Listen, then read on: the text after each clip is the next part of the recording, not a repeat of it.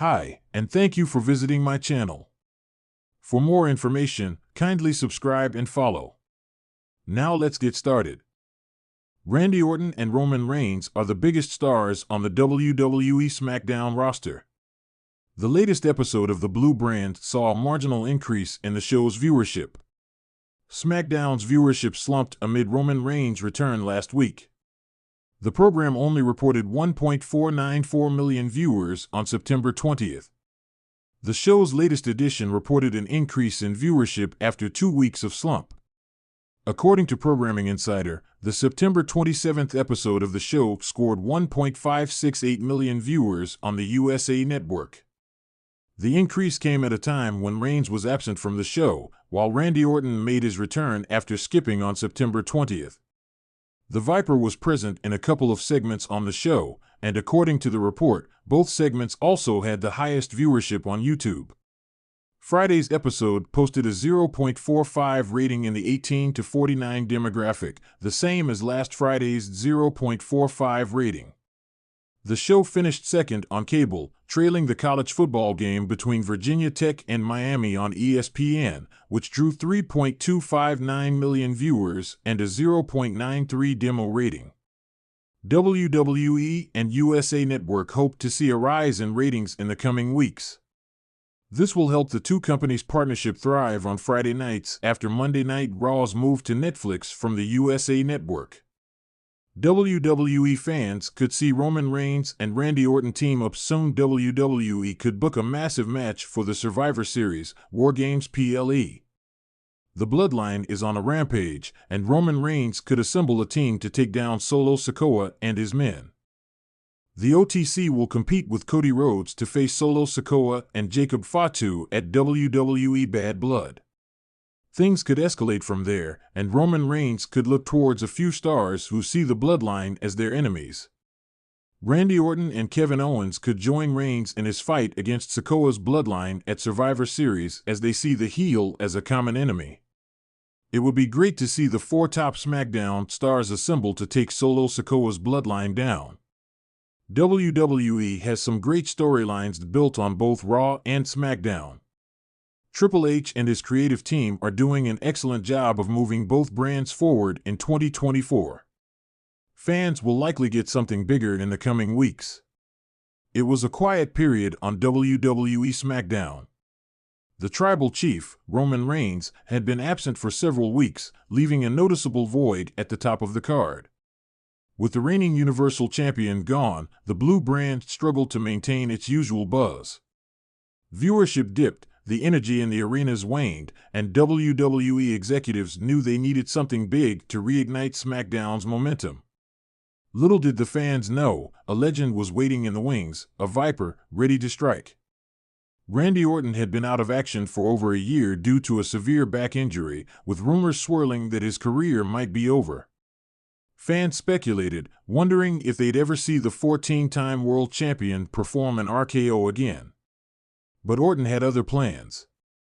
WWE kept his recovery process under wraps, and the idea of his return was kept strictly on a need-to-know basis. While the world speculated, Orton was training, gearing up for one of the most important moments of his career, his return to the squared circle. SmackDown's October edition was set to air from Madison Square Garden, the iconic venue known for unforgettable WWE moments. There were murmurs about a surprise that night, though few could have predicted just how monumental it would be. The show began as usual, with high-flying action from the tag division and a few storylines continuing without Roman's guiding hand. But as the clock ticked toward the final hour, the commentators hinted that something big was about to happen. Michael Cole's voice grew more excited, and the crowd could feel it. The stage was set for something special. Suddenly, the lights dimmed. A familiar guitar riff blared through the speakers. Voices by Rev Theory hit, and the crowd erupted in a deafening roar. Randy Orton was back. Clad in his signature hoodie and with a focused, dangerous look in his eyes, Orton made his way down the ramp, soaking in the crowd's adoration. It was a triumphant return, with fans chanting his name. The energy in the building was electric, the kind of energy that SmackDown had been sorely missing. As Orton stepped into the ring, he took a moment to acknowledge the fans before grabbing a microphone. "You missed me, huh?" Orton smirked, his voice carrying that unmistakable confidence that only a seasoned veteran could deliver. "I missed this. I missed all of you. But now, I'm back, and things are about to change around here." Orton wasted no time addressing the elephant in the room, Roman Reigns' absence. "There's been someone who's been carrying this show while I've been gone. But now, with Roman taking a little vacation, it seems like SmackDown needs someone else to step up. And I'm more than happy to take that role." The crowd cheered loudly, thrilled at the prospect of Orton filling the gap left by Reigns. But before Orton could say much more, he was interrupted by none other than Paul Heyman. The special counsel to Roman Reigns stormed out onto the stage, microphone in hand and a look of disgust on his face. Randy, Heyman began, his voice dripping with condescension. "How dare you come out here and act like you can just take Roman Reigns' place? Roman is the tribal chief, the head of the table, and there is no one, N-O-1, who can fill his shoes." Orton looked unimpressed. "Heyman, I've known you a long time, and I've known Roman a long time. And here's the truth, you might be right, I'm not trying to be Roman. I'm Randy Orton, and that's more than enough. But since your tribal chief isn't here, I think it's time someone else steps up to the plate." Heyman, visibly rattled, tried to brush off Orton's words, but the damage was done. The seed had been planted. The idea of Randy Orton filling the void left by Roman Reigns wasn't just a possibility, it was a reality. And the WWE Universe was fully on board. As the weeks went on, Orton's presence on SmackDown continued to grow. His return wasn't just a short-term pop, it had a lasting impact on the show's storylines and, more importantly, its ratings. SmackDown viewership, which had slumped in the absence of Roman Reigns, started to climb. WWE promoted Orton as the new face of the brand while Roman was away, and fans responded.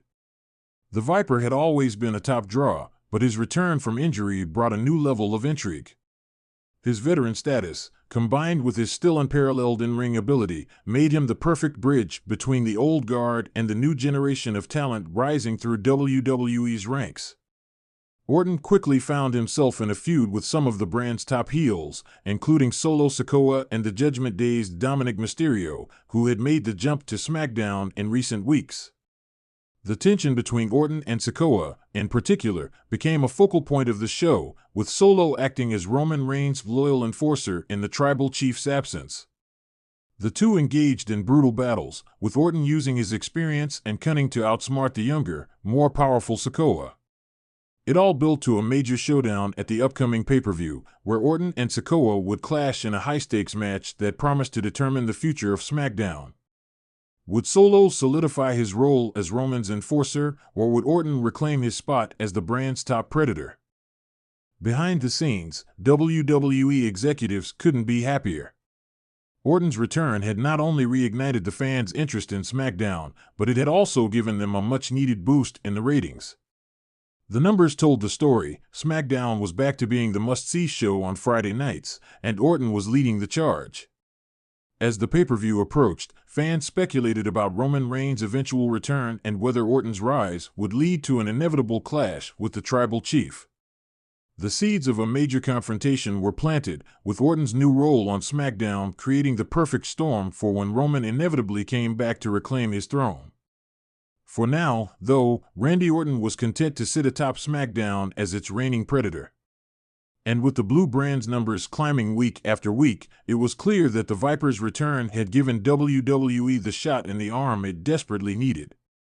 SmackDown was thriving once again, and Randy Orton was once again at the center of it all.